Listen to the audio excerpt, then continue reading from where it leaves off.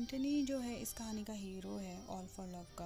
वो बहुत ज़्यादा परेशान है, बहुत ज़्यादा दुखी है क्योंकि जो एक्टियम का युद्ध था ऑक्टेवियस के साथ उसका हुआ था, उसमें वो हार गया है। और अभी वो इजिप्ट के टेम्पल ऑफ आइसिस में है। उसने अपने आप को वहाँ बंद किया हुआ है, वो किसी से नहीं मिलना चाहता। और वो क्लियोपेट्रा से बहुत ज़्यादा नाराज़ है, क्लियोपेट्रा से भी नहीं मिलना चाहता क्योंकि उसे लगता है कि क्लियोपेट्रा जो मैदान छोड़कर भाग गई थी उसी के कारण हम इस युद्ध में हारे हैं। अब जो ऑक्टेवियस है, मैसिनस और अग्रिपा है, इन्होंने क्या किया है, इजिप्ट पर इन्वेड कर दिया, आक्रमण कर दिया है। उन्होंने इजिप्ट को चारों तरफ से घेर लिया है और वो वेट कर रहे हैं किसका, एंटनी के मूव का, कि मतलब अब हम देखते हैं एंटनी अगला क्या कदम लेगा।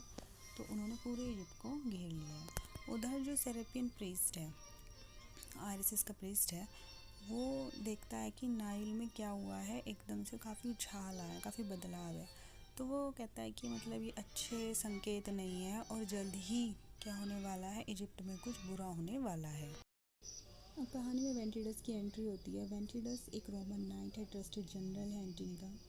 तो जैसे ही वो इजिप्ट में आता है तो एलेक्सिस उसे पहचान जाता है। तो एलेक्सिस जब देखता है कि एलेक्सिस क्लियोपेट्रा किन्नर है, तो वो देखता है कि वेंटिडस के पास आने वाला है, अप्रोच करने वाला है। तो वो तुरंत इजिप्ट की जनता से कहता है कि एंटनी का बर्थडे आने वाला है और हम उसे सेलिब्रेट करने वाले हैं। अब वेंटिडस को जब ये पता लगता है कि भाई यहाँ पर इसका बर्थडे मनाया जाने वाला है, तो उसे आइडिया बिल्कुल अच्छा नहीं लगता। उसे लगता है कि एंटनी अभी बहुत बड़ी प्रॉब्लम में है और अभी हमें उसे बचाना चाहिए, ना कि उसका बर्थडे सेलिब्रेट करना चाहिए।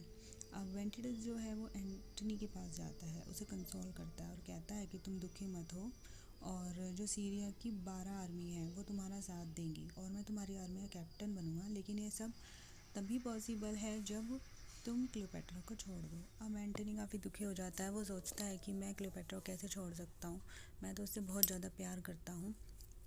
तो वो बहुत ज़्यादा मतलब परेशानी में फंस जाता है। तो पहले तो वो वेंटिडस को बहुत बुरा भला कहता है, लेकिन फिर उसे बाद में लगता है कि नहीं, ये गलत है, और वो वेंटिडस की बात को मान लेता है और एग्री कर जाता है। अब जो एलेक्सिस है क्लियोपेट्रा का किन्नर, वो जाता है और क्लियोपेट्रा को इन्फॉर्म करता है एंटनी और वेंटिडस की बातचीत के बारे में, बताता है कि भाई एंटनी ने तुम्हें छोड़ने का फैसला कर लिया है। ये सुन के क्लियोपेट्रा बहुत ज़्यादा दुखी होती है और वो एक कहती है कि मुझे उसे अलविदा बोलना है और तुम एंटनी को मेरा लास्ट मैसेज दे दो। अब एंटनी और क्लियोपेट्रा जब मिलते हैं तो फिर से उनका पैचअप हो जाता है, फिर से एक दूसरे से प्यार में पड़ जाते हैं। और जब वेंटिडस ये देखता है तो उसे बहुत ज़्यादा मतलब वो परेशान हो जाता है, उसे बुरा लगता है। उसे लगता है कि मतलब एंटनी का जो लॉस हो रहा है, जो नुकसान हो रहा है, उस सब की जिम्मेदार कौन है, क्लियोपेट्रा है।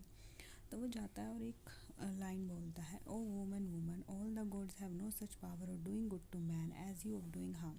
कि भगवान के पास भी इंसान का अच्छा करने की उतनी ताकत नहीं है जितना एक औरत के पास आदमी का बुरा करने की ताकत है। तो ये कहता हुआ एंड जो वेंटिडस है वहाँ से दुखी होकर चला जाता है और वो परेशान हो जाता है कि मतलब एंटनी फिर से उसी राह पर चल पड़ा है। अब वेंटिडस एंटनी की वाइफ ऑक्टेविया को एंटनी के पास भेजता है। ऑक्टेविया जाती है और कोशिश करती है कि भाई उसके भाई ऑक्टेवियस और एंटनी के बीच में क्या हो जाए, हारमोनी बन जाए, मतलब दोनों की सुलह हो जाए।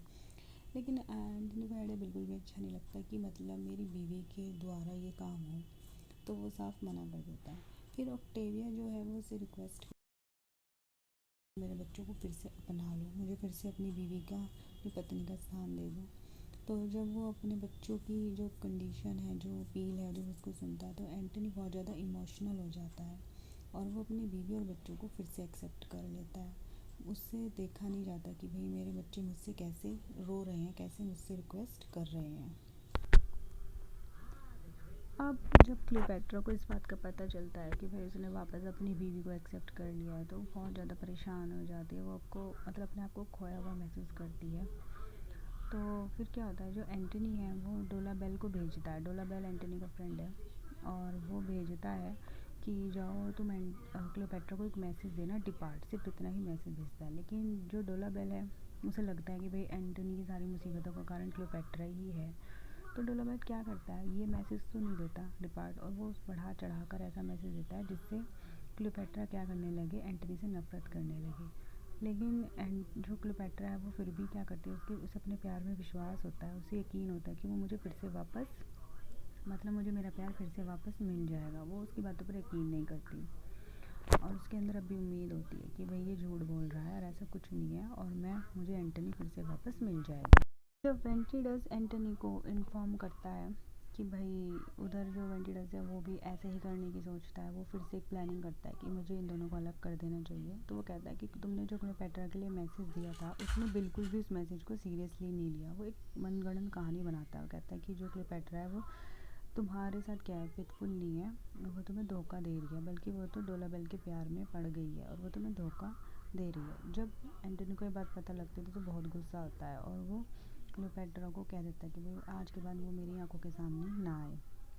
अब क्या होता है कि फिर एंटनी के पास एक खबर आती है कि भाई क्लियोपेट्रा ने क्या कर लिया है, सुसाइड कमिट कर ली है।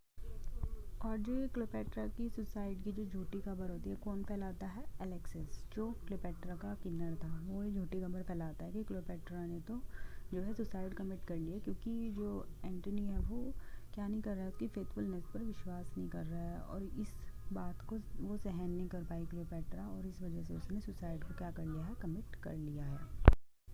अब क्लियोपेट्रा की जब वो मौत की खबर को सुनता है तो वो बहुत ज़्यादा दुखी हो जाता है। अब जब ऑक्टेविया देखते हैं कि ये तो अभी भी उससे प्यार करता है तो वो भी उसे छोड़ के चली जाती है।